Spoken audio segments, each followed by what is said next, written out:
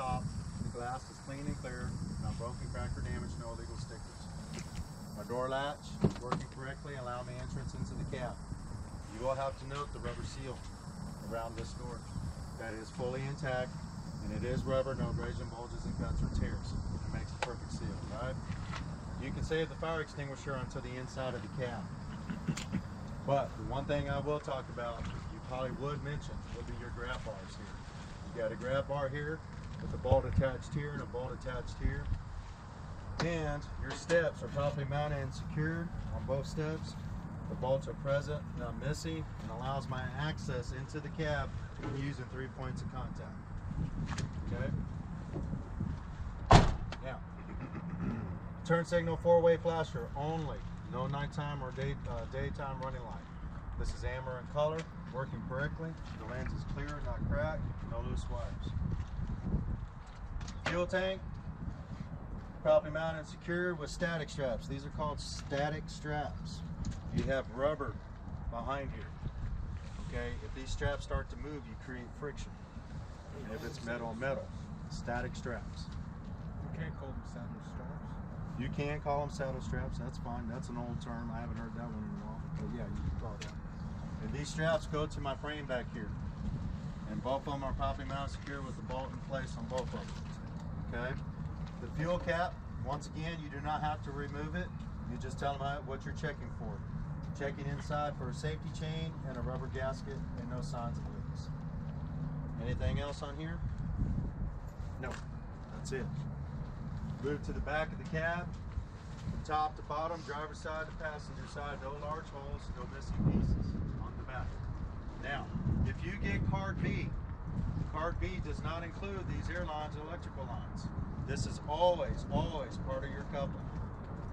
So you can bypass this. Always part of your coupling, okay? Now, some people have asked me too, I pull Card B, but I notice my exhaust is here, but in that part of Card A actually exists for both A and B. And I'll tell you why. Look at that mounting hoist that comes down from the frame that holds that stack in place. That is attached essentially to the side of your cab. So that is considered part of Card B. So you might as well talk about that also as well. The mounting bracket to my stack, properly mounted secure, bolts up on top and to the frame. Not broken, cracked, or damaged, or missing any pieces. Alright? Now inside, I'm checking a general overview of all my electrical wires. No burns, cuts, or frays, or loose connections from the back of my cab to the rear of my tractor. On driver's side and passenger side. All my air hoses. From driver's side, passenger side, no grazing, bulges, and cuts, no audible sounds of leaks. Okay? So, drive shaft from the front to the rear, if you notice, I have universal joints. They are lubricated with grease, properly mounted and secured, all bolts are in place, and my drive shaft has no excessive free play. See what I'm doing here? I'm just twisting my drive shaft. What happens if I can do this and the whole thing goes around in a circle? Something's free broke. play, right? Yes. Something's broke. All right, something is broke. Cross members, all the way. They exist all the way to the rear of the tractor, from driver's side to passenger side. No large holes, no illegal drill holes. All mounting bolts are in place. All these mounting bolts here, all right, all the way down. To include the mounting bolts to my cross members, here and here, all the way down. Okay. Then what I would work into is something we probably need to move to the other truck, because I'm going to talk about this axle. I got this truck separated so we can see it. So I want you guys to we'll talk about on this truck is your S-cam system, no disc brakes. Just want to throw that out there right now. On the inside of your tire there, you will see a metal drum. Okay. Also, you will see the top portion of your brake pads. See that? Okay. You have two sets of brake pads, one up on top and one down at the bottom. Okay, should be a set of 4. Is what it is. It's breakdown 2 up on top and 2 down at the bottom. Okay. Now the brake drum, no excessive wears, no signs of oil, grease, or other contaminants. Same things on my brake shoes. I should not see that. Also in those, and the brake shoes themselves, minimum thickness is how much? Quarter inch at its thinnest point. Right. All right. So on the slack adjuster, the push rod, the brake chamber on both sides are all metal. Not broken, cracked, or damaged, no audible sounds of leaks. All mounting bolts are in place, not broken, cracked, or damaged, or missing any. all air lines running into it. No abrasion, bulges, and cuts. No audible sounds of leaks. And all fittings are tight. Okay? My brake chamber. My push rod, when the brakes are released, I should have no more than 1 inch of free play. All right? When pulled by hand. These are clevis pins that connect to my slack adjuster. They are all metal, not broken, cracked, or damaged, or missing any pieces. That completes my air brake system to include my drum and shoes, right? Okay. Now on the side here, these are not called leaf spring hangers. These are called control arm mounts. Okay. You have a control arm mount here, and if you look in the back by your shock, underneath your airbag, that's the control arm that helps support the bottom portion of that airbag. You do have leaf springs though, however. You got anything more than one is considered leaf springs. One is considered a control arm. Okay? So on my leaf springs, my control arm mount, my differential axle, my U-bolts, my shock, they're all metal. Not broken, cracked, or damaged, or missing any pieces. All mounting bolts to my control arm mount are present and in place, not missing. My leaf springs, no more than 25% are broken and no excessive shifting. My U-bolts go around my axle, and I have 4 nuts underneath on both sides. Those are U-bolts right there. Okay. My axle from driver's side to passenger side, not broken, cracked, or damaged, or missing any pieces, and all mounting bolts around my differential. This is the differential that has the fluid. Okay. No signs of leaks, and no missing bolts, no broken bolts. All right.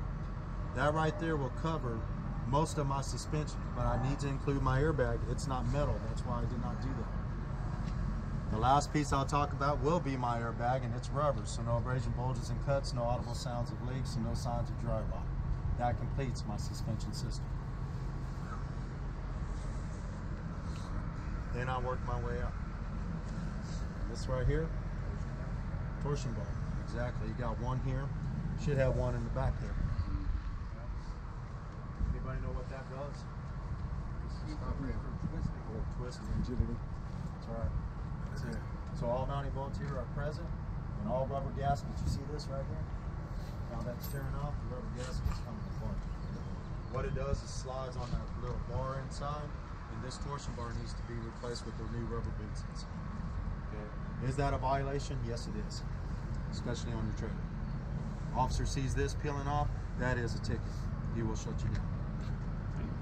That right there, that rubber boot falling apart. Right there. Yep. That's where I peeled this on. So those need to be replaced. Dry rot, weather conditions cause them. Alright. So then I would move out. So if I was over there with doors, I'll talk about this. Both sides, all mounting bolts are present. Alright. Then I would do inner top outer on my set of duals. Minimum thickness, minimum tread depth, is 232. These tires can be recapped, both sets of duals to include my trailer tires as well. Okay, tread evenly worn across and filled to air pressure to appropriate manufacturer specifications.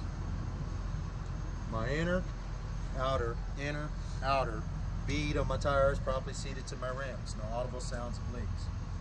In between my duals, no debris, minimum spacing of 3 inches, no debris to cause a fire. My rims are touching, but my tires are not. Okay. Then I would do the outside. This is not called a hub seal, this is called a hub axle, because you cannot check the contents because it's sealed. You will see it right where Yaya's at.